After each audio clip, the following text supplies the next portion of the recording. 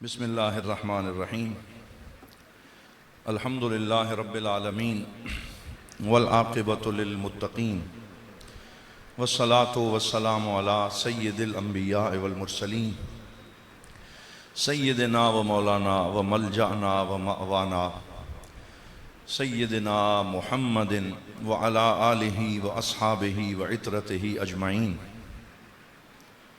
قال اللہ تبارک و تعالی فی القرآن المجید والفرقان الحمید انا فتحنا لک فتحا مبینا لیغفر لک اللہ ما تقدم من ذنبک وما تأخر. صدق اللہ مولانا العظیم وبلغنا رسولہ النبی الکریم. تمام احباب محبت سے ادب سے بارگاہ سرور کونین صلی اللہ علیہ وسلم میں درود پاک پڑھیے. الصلاۃ والسلام علیک یا سیدی یا رسول اللہ وعلی آلک و اصحابک یا سیدی یا شفیع المذنبین و یا جد الحسن والحسین. بعد از حمد و صلاۃ معزز و محتشم برادران اسلام، اللہ رب العزت کے فضل و کرم سے ہم سب آج اس شب کرم کی بابرکت ساعتوں میں حاضر ہیں اور مضامین قرآن کا جو سلسلہ آج سے 4 سال پہلے سے شروع ہوا، اب الحمدللہ ہم 26ویں پارے سورۃ الفتح تک پہنچے ہیں. اور اللہ کے فضل و کرم سے جو مضامین یہاں بیان ہو رہے ہیں وہ کتابی شکل میں کمپائل بھی ہو رہے ہیں اور عنقریب وہ پڑھنے والوں کے لیے اور قارئین کے لیے میسر بھی ہوں گے. تو یہ شب کرم کا فیضان ہے اور حضور غریب نواز جانشین حضور ضیاء الامت زید مجدہ آپ کی توجہات کا ثمر ہے کہ ضیاء القرآن شریف کے مضامین کا بیان شب کرم کے اندر جاری ہے. اور آج وہ عظیم صورت ہمارے پیش نظر ہے جس میں اللہ رب العزت نے اپنے نبی اور نبی کے اہل بیت اور صحابہ کو شاندار فتوحات کی خوشخبریاں عطا فرمائی. فتح، برکت، رحمت، کرم، تجلیات، یہ سب اس صورت کے عناوین ہیں. اور یہ سورہ پاک سورہ محمد کے بعد صلی اللہ علیہ وآلہ وسلم 26ویں پارے میں مدینہ پاک میں سن 6 ہجری میں جب حضور صلی اللہ علیہ وسلم حدیبیہ کے مقام سے مدینہ کی طرف واپس آ رہے تھے تو راستے میں نازل ہوئی اور صلح حدیبیہ کے بعد یہ سورت نازل ہوئی. اس کے 4 رکوع ہیں اور اس کی 29 آیات ہیں، 29 اس کی آیتیں ہیں. اور یہ اسم با مسمہ ہے، یعنی اس کا نام بھی سورۃ الفتح ہے اور یہ ساری سورت فتوحات پہ مشتمل ہے اور کرم نوازیوں پہ مشتمل ہے. حضور کے اصحاب کے اوپر اللہ کی رحمتوں کی انتہا ہو گئی ہے اس سورت میں.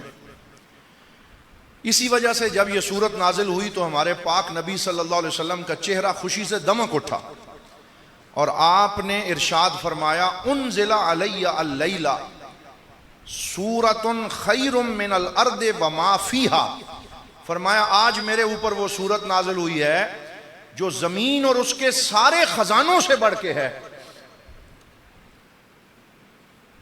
نعرہ تکبیر، نعرہ رسالت، سیدی مرشدی، بآواز بلند بولیے سیدی مرشدی، دین و ملت کی ضیاء، دین و ملت کی ضیاء، لجپال لجپال الاسلام.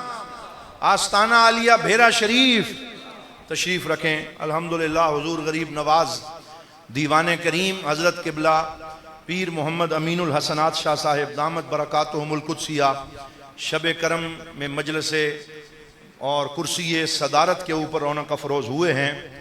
اللہ کریم آپ کا سایہ کرم تا دیر سلامت رکھے اور ہم سب کو آپ کے فیضان سے حظ وافر نصیب فرمائے. حضرات محترم، تو جب سورہ فتح نازل ہوئی تو حضور صلی اللہ علیہ وسلم نے فرمایا کہ آج رات میرے اوپر وہ سورت نازل ہوئی ہے جو دنیا اور اس کے سارے خزانوں سے میرے لیے بہتر ہے.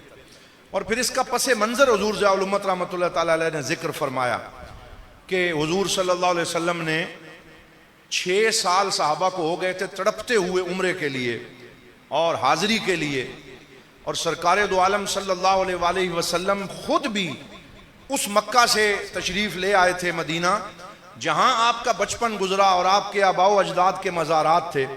تو آپ کو ہمہ وقت مکہ شریف کی تڑپ رہتی تھی، بلکہ آپ جب مکہ شریف سے نکل رہے تھے اور آپ نے پیچھے مڑ کے دیکھا تو اس وقت قرآن کی یہ آیت نازل ہوئی، ان الذی فرض علیک القرآن لرادک الی معاد، کہ اے میرے حبیب آپ غم نہ کریں، جس نے آپ کو قرآن کی نعمت عطا فرمائی ہے وہ رب وعدہ کرتا ہے کہ جس مکہ سے آج آپ کو نکلنے پہ مجبور کیا جا رہا ہے، اللہ تعالیٰ بڑی عزت کے ساتھ شان سے آپ کو پھر اس میں واپس لائے گا. تو ہر وقت حضور کو یہ تڑپ رہتی تھی کہ کب وہ لمحہ آئے. صحابہ تڑپتے تھے، روتے تھے، اور کعبۃ اللہ کی زیارت کے لیے بے چین رہتے. تو حضور کو خواب دکھایا گیا کہ آپ اپنے اصحاب سمیت عمرہ کر رہے ہیں، بارگاہ خداوندی میں حاضر ہیں، طواف کر رہے ہیں، آب زمزم پی رہے ہیں. تو حضور نے اعلان کیا کہ میں نے خواب دیکھا ہے اور انشاءاللہ اللہ تعالیٰ پھر ہمیں مکہ شریف لے جائے گا. تو صحابہ کرام کی تڑپ میں مزید اضافہ ہو گیا.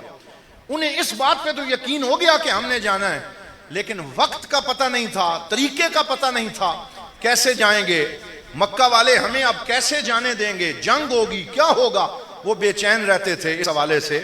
تو پھر حضور صلی اللہ علیہ وسلم نے 1400 صحابہ کو ساتھ لیا، اور ایک طویل واقعہ ہے کہ آپ تشریف لے گئے اور راستے میں مکہ والوں کو پتہ چلا تو وہ لشکر جمع کر کے راستہ روک کے بیٹھ گئے. حضور کو پتہ چلا، کہہ دیجئے صلی اللہ علیہ وآلہ وسلم.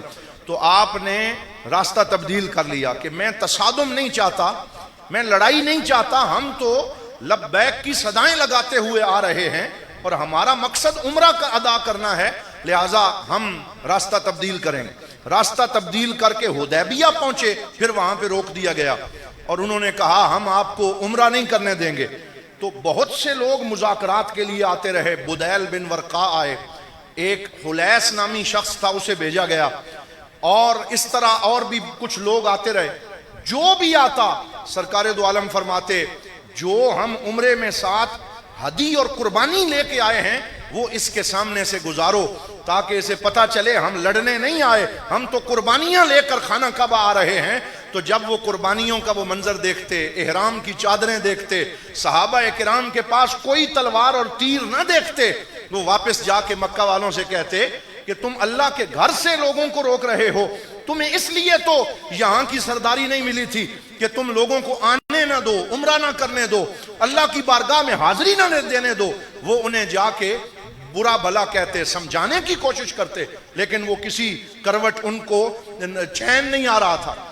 بالآخر انہوں نے حضرت عثمان رضی اللہ تعالی عنہ ذو النورین، جب خلیفہ سوئم، ان کو حضور نے بھیجا کہ آپ جا کے ان سے بات کریں، سمجھائیں ان کو، آپ کے ان کے ساتھ تعلقات ہیں کہ ہم تو ملاقات اور اللہ تعالیٰ کی بارگاہ میں عمرہ ادا کرنے آ رہے ہیں. تو انہوں نے حضرت عثمان سے کہا جناب آپ عمرہ کریں، آپ حاضری دے لیں، آپ آب زمزم پی لیں. تو حضور ضیاء الامت لکھتے ہیں کہ حضرت سیدنا عثمان غنی ذو النورین رضی اللہ تعالیٰ عنہ نے فرمایا کہ میں حضور کے بغیر عمرہ کیسے کر سکتا ہوں؟ مجھے کو کعبۃ اللہ کی عظمت بتائی ہی مصطفیٰ کریم نے ہے، مجھے تو خانہ کعبہ کی برکتوں کا پتہ انہوں نے دیا ہے، مجھے ہوش کب تھی رکوع کی، مجھے کیا خبر تھی سجود کی، تیرے نقش پا کی تلاش تھی جو میں جھک رہا تھا نماز میں. تو کہا میں حضور کے بغیر کا خانہ کعبہ کی طرف نظر اٹھا کے نہیں دیکھوں گا، اور میں آب زمزم نہیں پیوں گا، میں صفا مروہ کی سعی نہیں کروں گا. انہوں نے مشہور کر دیا کہ حضرت عثمان شہید کر دیے گئے.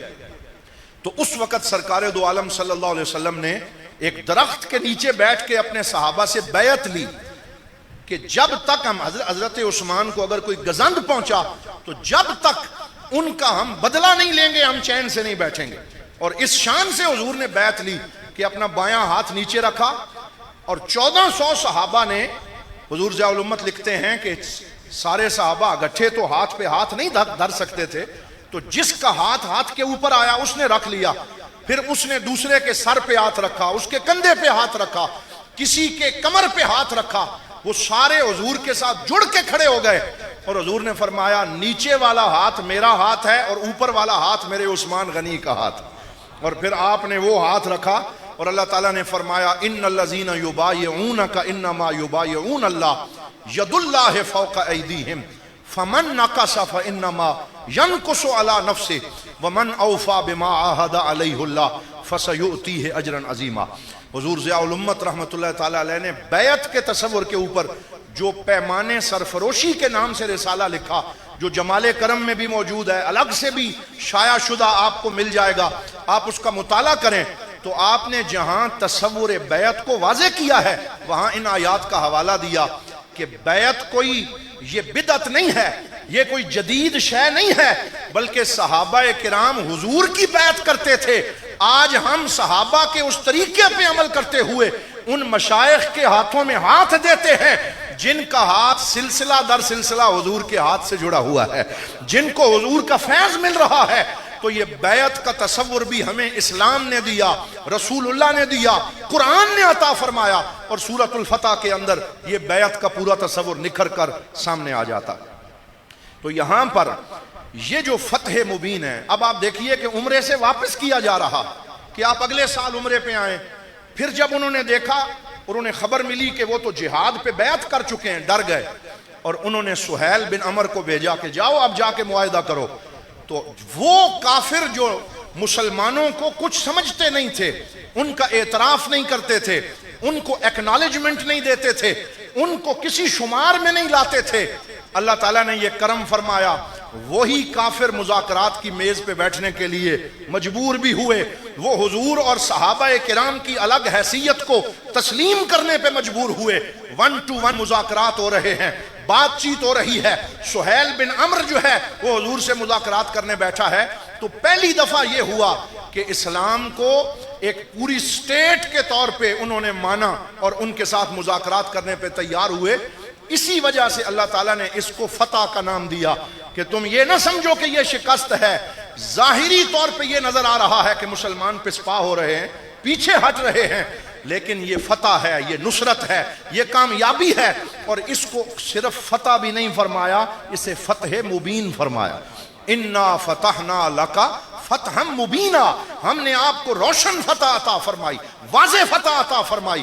لیکن وہ منظر کیا تھا کہ سہیل بن عمر حضور کے ساتھ محمد الرسول اللہ لکھنے پہ بھی تیار نہیں ہے. وہ کہتا ہے اگر ہم آپ کو رسول مان لیتے پھر تو جھگڑے ہی کوئی نہیں تھا, آپ یہ مٹائیں اور مٹا کے اس کی جگہ محمد ابن عبداللہ لکھیں, پھر بات چیت ہوگی.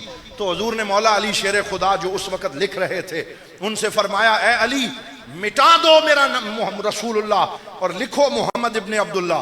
تو حضرت مولا علی نے اپنی محبت کا اظہار فرمایا, فرمایا علی آپ کے نام کے ساتھ رسول اللہ لکھنے کے بعد کٹ تو سکتا ہے لیکن آپ کا نام مٹانے کے لیے تیار نہیں ہے, میں نہیں مٹا سکتا.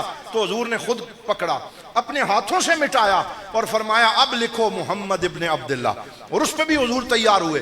پھر مذاکرات کیا ہو رہے ہیں کہ 10 سال سیز فائر ہوگا, جنگ بندی ہوگی, امن اور صلح کا وقت ہوگا, اور اس میں اگر کوئی مکہ سے بھاگ کے مدینہ جائے گا آپ اسے واپس مکہ بھیجنے پہ مجبور ہوں گے, اور اگر کوئی مکہ سے مدینہ سے اگر کوئی مکہ آئے گا تو وہ یعنی اس طرح کی اس میں شرائط تھیں کہ پھر دونوں طرف سے کوئی مساوات نظر نہیں آ رہی تھی. فرمایا اگر کوئی مکہ سے مدینہ جائے گا اسے واپس کرنا ہوگا, لیکن اگر کوئی مدینہ سے مکہ آئے وہ آ سکتا ہے, اسے پروٹیکشن ہے, اس کو سارے حقوق موجود ہیں. سرکار دو عالم نے اس پہ سائن فرما دیے, مور لگا دی, حتیٰ کہ حضرت فاروق اعظم رضی اللہ تعالی عنہ وہ بھی کہنے لگے یا رسول اللہ کیا ہم حق پہ نہیں ہیں, کیا اسلام سچا دین نہیں ہے, تو پھر لما نؤتی الدنیۃ فی دیننا, ہم اپنے اس دین میں اس کم تری کو کیسے برداشت کر سکتے ہیں. تو حضور ضیاء الامت نے جو جملہ لکھا وہ بڑا خوبصورت ہے. سب سے زیادہ صحابہ کرام کا انکار بھی اسی صورت میں نظر آتا ہے کہ وہ بار بار حضور سے کہتے تھے یا رسول اللہ ہم احرام نہیں کھولیں گے, ہم عمرے سے پیچھے نہیں ہٹیں گے, کیا ہم حق پہ نہیں ہیں, کیا ہم سچ پہ نہیں ہیں. تو آپ لکھتے ہیں کہ سب سے زیادہ اعتراض بھی صحابہ کا اسی صورت میں نظر آتا ہے, اور سب سے زیادہ اللہ کی طرف سے صحابہ کی تعریف بھی اسی صورت میں نظر آتی. اس کی وجہ کیا ہے؟ کیونکہ وہ اعتراض اپنی ذات کی وجہ سے نہیں کر رہے تھے، حضور کی محبت میں کر رہے تھے، حضور پہ قربان ہونے کے لیے کر رہے تھے، حضور کے دفاع کے لیے کر رہے تھے۔ تو اللہ تعالیٰ نے اس کو فتح مبین قرار دیا۔ حضرت عمر نے عرض کیا یا رسول اللہ افتح ہوا، کیا یہ فتح ہے؟ یہ کیسی فتح ہے؟ تو حضور نے فرمایا یا عمر انہو لفتح، فرمایا اے عمر یہ شاندار فتح ہے، میری نگاہیں جو دیکھ رہی ہیں وہ آپ نہیں دیکھ رہے، اللہ تعالیٰ نے اس میں ہمیں شاندار فتح عطا فرمائی۔ اب یہاں پر 11 وہ فتوحات ہیں جن کا اس صورت میں ذکر ہوا ہے، میں ون بائی ون ان کو پڑھتا جاتا ہوں اور آپ دیکھیں کہ کتنا کرم اللہ نے اپنے نبی اور آپ کے صحابہ پہ فرمایا۔ پہلی فتح کیا ہے؟ انا فتحنا لک فتحا مبینا لیغفر لک اللہ ما تقدم من ذنبک وما تأخر۔ یہاں میں عرض کروں گا کہ حضرت ضیاء الامت علیہ الرحمہ نے جو بحث فرمائی ہے وہ ضرور پڑھیں، وہ پڑھنے سے تعلق رکھتی ہے۔ وہ لوگ جو بارگاہ رسالت معاب میں ذنب کا لفظ بول کے ترجمہ کرتے ہیں کہ اللہ نے آپ کے گناہ معاف کر دیے، حضرت ضیاء الامت نے ان پہ عاشقانہ اور علمی گرفت فرمائی ہے اور فرمایا وہاں گناہ کا تصور کیسا، جن کی عصمت کی گواہی خود اللہ دے رہا ہے، جو معصوم عن الخطا ہیں، جن کی وجہ سے ہمارے گناہ معاف ہوتے ہیں، ان کے ہاں گناہ کا تصور نہیں تھا۔ پھر ذنب کا کیا معنی کریں گے؟ تو حضور ضیاء الامت نے تفسیر القرآن بالقرآن کرتے ہوئے فرمایا کہ ذنب کا ایک معنی ہے الزام، اور یہاں مطلب یہ ہوگا کہ لیغفر لک اللہ ما تقدم من ذنبک وما تأخر۔ اے میرے حبیب جتنے الزام ان کافروں نے پہلے آپ پہ لگائے تھے یا قیامت تک لگائیں گے، اللہ نے یہ فتح عطا فرما کے سارے الزاموں کو دھو کر آپ کی سیرت کو صاف ستھرا کر کے پیش کر دیا ہے، سارے الزام دھو دیے ہیں۔ تو یہاں ذنب کا معنی گناہ نہیں ہوگا بلکہ کیا ہوگا؟ بولیے الزام، کیونکہ الزام تو الزام ہوتا ہے اور الزام کوئی بھی کسی پہ لگا سکتا ہے، اور جب تک الزام ثابت نہ ہو گناہ ثابت نہیں ہوتا۔ فرمایا گناہ تو دور کی بات ہے، اے میرے حبیب آپ پہ جو الزام لگے اللہ نے ان کا بھی دفاع فرما دیا، اس میں بھی آپ کی شان جو ہے وہ بلند فرما دی۔ تو یہ پہلی فتح ہے۔ دوسری فتح فرمایا وَيُتِمَّ نِعْمَتَهُ عَلَيْكَ، اور اللہ نے اپنی نعمتوں کو اے حبیب آپ پہ تمام فرما دیا۔ اور تیسری فتح کیا ہے؟ وَيَهْدِيَكَ صِرَاطًا مُسْتَقِيمًا، اور آپ کو سیدھے رستے کی طرف گارنٹی عطا فرما دی۔ چوتھی فتح کیا ہے؟ وَيَنْصُرَكَ اللَّهُ نَصْرًا عَزِيزًا، اور اللہ تعالیٰ نے آپ کی مضبوط مدد کرنے کا وعدہ فرما لیا۔ پانچویں فتح کیا ہے؟ وَالَّذِي أَنزَلَ السَّكِينَةَ فِي قُلُوبِ الْمُؤْمِنِينَ، اللہ تعالیٰ نے مومنوں کے دلوں پہ سکون نازل کر دیا، ٹھنڈک اور راحت ان کے دلوں کو عطا کر دی، ان کے سارے خوف ختم فرما دیے۔ اس صورت میں 5 دفعہ سکینہ کا لفظ آیا کہ اللہ نے سکون نازل فرمایا، انزل السکینہ۔ اور چھٹی فتح کیا ہے؟ فرمایا لِيُدْخِلَ الْمُؤْمِنِينَ وَالْمُؤْمِنَاتِ جنات تجری من تحتها الانہار، فرمایا دنیا کی گارنٹی بھی دے دی اور آخرت کی گارنٹی بھی عطا فرما دی، صحابہ کو جنت میں داخل ہونے کا وعدہ بھی فرما دیا۔ ساتویں فتح کیا ہے؟ منافقوں کا پردہ چاک کر دیا، جو کوئی منافق تھے کھول کھول کے ان کا پردہ بھی چاک کر دیا۔ تو منافقوں کا پردہ چاک کرنا اور ان سے پردہ ہٹانا یہ بھی فتح ہے، پتہ چل گیا کہ منافق کون ہے۔ اور پھر اس کے بعد 8ویں فتح کیا ہے؟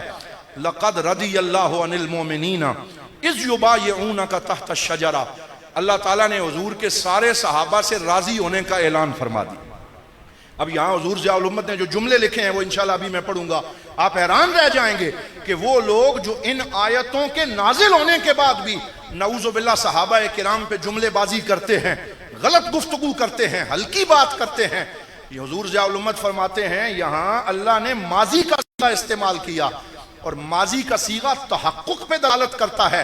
یہ نہیں فرمایا کہ راضی ہوگا، بلکہ فرمایا لقد رضی اللہ، اللہ تعالیٰ ان سے راضی ہو چکا، اور یہ بات ماضی میں ثابت ہو چکی۔ اور آگے فرمایا فَعَلِمَ مَا فِي قُلُوبِهِمْ، اللہ ان کے ظاہر کو بھی جانتا ہے، ان کے دلوں کے خیالات کو بھی جانتا ہے، تو ظاہر و باطن کی گارنٹی عطا فرما دی۔ اور 9ویں فتح کیا ہے؟ وَمَغَانِمَ كَثِيرَةً يَأْخُذُونَهَا، اور انہیں مستقبل میں بہت سا غنیمت اور مال حاصل ہوگا۔ اور 10ویں فتح کیا ہے؟ لَقَدْ صَدَقَ اللَّهُ رَسُولَهُ الرُّؤْيَا بِالْحَقِّ لَتَدْخُلُنَّ الْمَسْجِدَ الْحَرَامَ، آج جس کعبۃ اللہ سے آپ کو واپس بھیجا جا رہا ہے اللہ آپ کو یہ خوشخبری بھی دے رہا ہے کہ ان قریب آپ پوری شان و شوکت سے پھر مکہ میں داخل ہوں گے اور فتح کا جھنڈا آپ کے ہاتھ میں ہوگا. لَتَدْخُلُنَّ الْمَسْجِدَ الْحَرَامِ انشاءاللہ آمنین محلقین رؤوسکم ومقصرین لا تخافون فعلم ما لم تَعْلَمُوا فَجَعَلَ مِن دُونِ ذَلِكَ فَتْحًا قَرِيبًا. تو حضور کو یہ خوشخبری بھی دے دی کہ اے میرے نبی کے غلاموں غم نہ کرو، تم بار بار بلائے جاؤ گے، تم اس مکہ میں آؤ گے، تم آب زمزم کے مزے لوگے، تم صفا مروہ کی سعی کرو گے. اور پھر جب حضور اگلے سال آئے وہ منظر بھی بڑا دیدنی تھا کہ 1 سال بعد حضور تشریف لائے اور پھر کیسے آئے. 3 دن کا معاہدہ ہوا تھا کہ صرف 3 دن آپ آئیں گے، 3 دن ہم مکہ خالی کر کے ٹیلوں پہ چڑھ جائیں گے اور آپ کو پوری ایکسیس دیں گے کہ آپ مکہ میں عمرہ کریں، جو کرنا چاہتے ہیں وہ کریں، لیکن 3 دن کے بعد آپ واپس بھی جائیں گے اور کسی بندے کو ساتھ لے کے جانے کی اجازت نہیں ہوگی. تو حضور نے جو سٹریٹجی اور طریقہ اختیار کیا، سرکار نے فرمایا ہمارے پاس 3 دن ہیں، ہم نے ان 3 دنوں میں ان کافروں کو دکھانا ہے کہ ہماری طاقت کیا ہے، اللہ سے ہمارا رشتہ کیا ہے. فرمایا یہ ٹیلوں پہ چڑھ کے تمہیں دیکھ رہے ہیں، میں تمہیں حکم دیتا ہوں کہ طواف کے پہلے 3 چکروں میں اجتباء کرنا ہے. اور اجتباء کا مطلب ہے اپنے دائیں کندھے کو ننگا رکھنا ہے اور چادر کو نیچے سے گھمانا ہے تاکہ انہیں تمہارے بازو کی قوت نظر آئے، اور پھر دوڑ دوڑ کے چلنا ہے اور ایسے چلنا ہے کہ ان کے دلوں پہ تمہاری دھاک بیٹھ جائے اور انہیں پتہ چلے کہ اسلام کی شان و شوکت کیا ہے. اور اس طریقے سے حضور کے صحابہ نے جب عمرہ کیا، طواف کیا اور دوڑ لگائی اور اللہ کی عظمت کا نعرہ بلند کیا تو ان کفار کے دلوں پہ اس دن ہی اسلام کی دھاک بیٹھ گئی اور کلمہ اگرچہ انہوں نے بعد میں پڑھا. تو یہ ساری وہ شانیں ہیں جو سورۃ الفتح کے اندر اللہ رب العزت نے بیان فرمائی. اختصار کے ساتھ یہاں میں یہ عرض کرنا چاہوں گا کہ پھر جب حضور صلی اللہ علیہ وسلم واپس آئے کیا فائدہ حاصل ہوا. ایک تو 10 سال تک فل ایکسیس تمام قبائل تک حضور کو مل گئی. پہلے کسی قبیلے میں دعوت اسلام دینا ممکن نہ تھا، اب انہوں نے کہا جو ہمارے ساتھ ملنا چاہتا ہے ہمارے ساتھ آئے، جو آپ کے ساتھ ملنا چاہتا ہے آپ کے ساتھ آئے. آپ اندازہ فرمائیں کہ کبھی کبھی ظاہری طور پہ ہمیں ایسے لگتا ہے کہ ہم پیچھے ہٹ رہے ہیں، اصل میں اس میں فتح چھپی ہوئی ہوتی ہے. بے صبری نہیں کرنی چاہیے، جلد بازی نہیں کرنی چاہیے، بلکہ slow and steady wins the race والی بات ہے کہ آہستہ آہستہ آگے بڑھنا چاہیے. 1400 صلح حدیبیہ پہ آئے تھے اور 2 سال بعد حضور کے ساتھ 1400 نہیں آ رہے تھے، 10,000 آ رہے تھے، 10,000 آ رہے تھے. اور اس 2 سال کو عام الوفود کا نام دیا گیا، ہر طرف سے وفد آ رہے ہیں، حضور صلی اللہ علیہ وسلم کے قدموں پہ سر رکھ کے اسلام قبول کر رہے ہیں، کلمہ پڑھ رہے ہیں، دین پھیل رہا ہے، خیبر فتح ہو رہا ہے، تبوک تک اسلام کا جھنڈا لہرا رہا ہے. تو ان 2 سالوں میں کایا پلٹ گئی اور وہی شرائط جو سخت سمجھ کے انہوں نے لگائی تھی وہی شرائط ان کے خلاف ثابت ہوئیں. اور اللہ تعالیٰ نے اسلام کو یہ شان عطا فرمائی کہ جس دن حضور فتح مکہ، تو صحابہ فرماتے ہیں کہ حضور پڑھ رہے تھے یہ والی صورت اور ہم پیچھے پیچھے حضور کے ساتھ مل کے پڑھ رہے تھے، اِنَّا فَتَحْنَا لَكَ فَتْحًا مُبِينًا لِيَغْفِرَ لَكَ اللَّهُ مَا تَقَدَّمَ مِن ذَنبِكَ وَمَا تَأَخَّرَ. اور پڑھتے پڑھتے جب حضور اس جگہ پہ پہنچے تو حضرت انس فرماتے ہیں میں نے مڑ کے دیکھا ہر صحابی کی آنکھوں سے آنسو جاری ہے، بلک بلک رو رہے تھے. جو کہتے تھے ہم شکست کھا کے آئے، ہمیں کیا ملا، ہم خالی ہاتھ آئے، آج انہیں اللہ کی حکمت سمجھ آ رہی تھی. اور جب حضور اس آیت پہ پہنچے محمد الرسول اللہ والذین معہ اشداء علی الکفار رحماء بینہم تراہم رکعا سجدا یبتغون فضلا من اللہ ورضوانا سیماہم فی وجوہہم من اثر السجود ذالک مثلہم فی التوراۃ ومثلہم فی الانجیل کزرع اخرج شطأہ فآزرہ فاستغلظ فاستوى علی سوقہ لیعجب الزراع ویغیظ منہ الکفار وعد اللہ الذین آمنوا وعملوا الصالحات منہم مغفرۃ واجرا عظیما. حضور یہ آیت اللہ اکبر یا رسول اللہ یا نبی. تو حضرات محترم ایک عجیب منظر تھا. اور یہاں میں ایک بات عرض کرنا چاہوں گا کہ حضور ضیاء الامت نے بھی کمال لکھا اور حضرت تاجدار گولڑا پیر سید میر علی شاہ صاحب نے بھی یہاں پہ کمال لکھا. وہ تفسیر بھی پڑھنے سے تعلق رکھتی۔ پیر میر علی شاہ صاحب فرماتے ہیں اس آیت میں جو سورہ فتح کی آخری آیت ہے، اس میں چاروں خلفاء کی خلافت کا اشارہ بھی ہے اور ان کی ترتیب کا اشارہ بھی ہے۔ فرماتے ہیں وہ کیسے؟ محمد الرسول اللہ، یہ رسالت ہے، کہہ دو صلی اللہ علیہ وآلہ وسلم۔ آگے پڑھیں، والذین معہ، فرمایا وہ لوگ جو حضور کے ساتھ ہیں، ساتھ تو سارے ہی تھے لیکن جتنا ساتھ ابو بکر کو ملا وہ کسی اور کو نہیں ملا، اس لیے فرمایا والذین معہ سے صدیق کی صداقت مراد ہے اور ان کی معیت مراد ہے۔ اشداء علی الکفار، سارے صحابہ کفار پہ سخت تھے لیکن جتنی شدت اور سختی اور جلال عمر میں تھا رضی اللہ تعالی عنہ اتنا کسی اور میں نہ تھا، لہٰذا اشداء علی الکفار کا مصداق اول حضرت فاروق اعظم ہے۔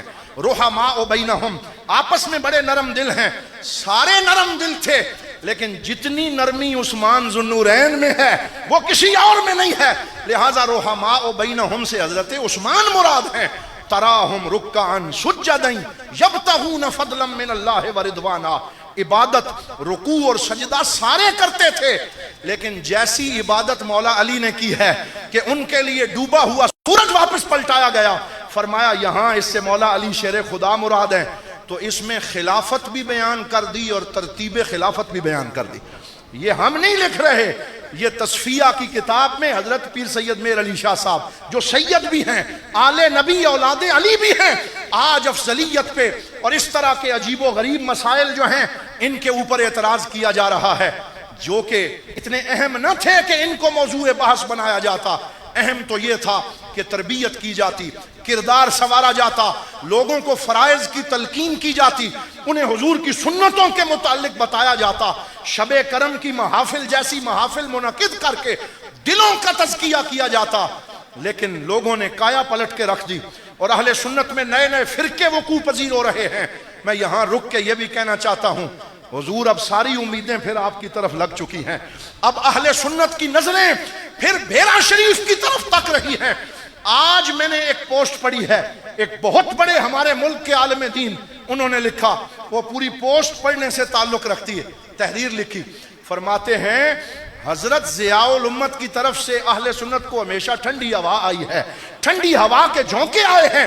پہلے حضرت ضیاء الامت نے پوری امت کو اور اہل سنت کو جمع کیا، اب ان کے لخت جگر حضور دیوان کریم اہل سنت کی چیئرمین شپ کے اوپر متمکن ہو رہے ہیں، تو وہ کہنے لگے اب ہماری نگاہیں یہ توقع کر رہی ہیں کہ انشاءاللہ آپ کی قیادت میں اہل سنت پھر مجتمع ہوگی۔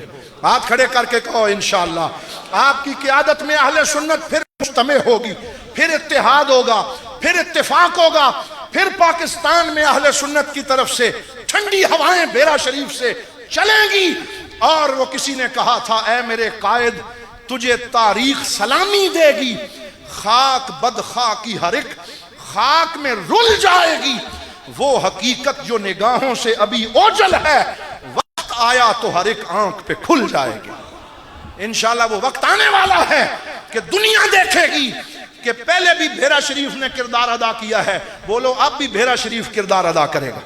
اور آخر ہمارا وہ امام ہے پیر حسنات، پیر حسنات۔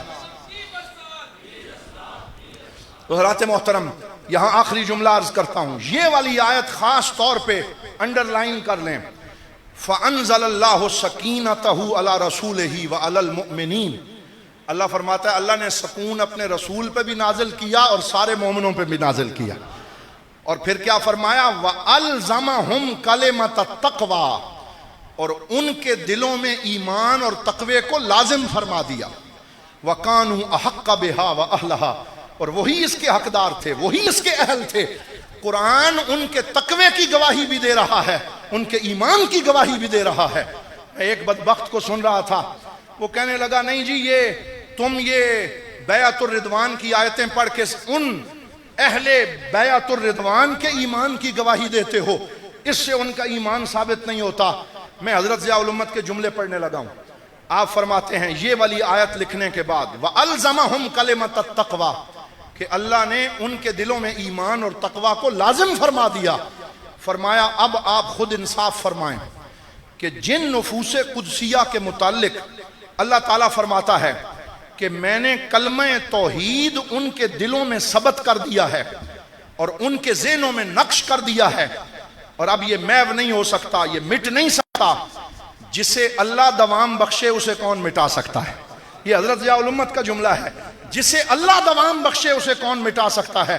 تو وہ لوگ جو صحابہ پہ زبانیں تان دراز کرتے ہیں، ان لفظوں پر غور کریں اور الزمہم کلمۃ التقوی سے اپنی غلطی کا احساس کر لیں، اور اگر وہ یہ نہ کر سکے تو بدنصیبی ان کا مقدر ہوگی، اور حمیت الجاہلیہ ان کے نصیب میں اللہ تعالیٰ نے لکھ دی ہے کہ وہ جاہلیت کی ضد پہ اڑے ہوئے ہیں۔ ورنہ قرآن تو واضح ہے کہ حضور کے صحابہ جنہوں نے میرے نبی کے ہاتھ پہ ہاتھ دیا، بولو ان کا ظاہر بھی پاک ہے، بولو ان کا باطن بھی پاک ہے، اور اس پاکیزگی کی گواہی اللہ رب العزت نے خود عطا فرمائی ہے۔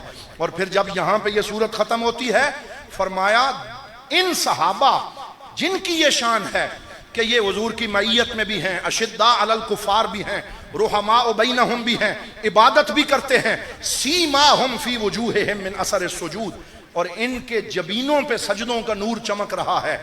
تو آگے فرمایا مثلہم فی التورات، تورات میں ان کی مثال ان کی عبادت اور روحانیت ہے کہ ان کے ماتھوں میں سجدوں کا نور چمک رہا ہے۔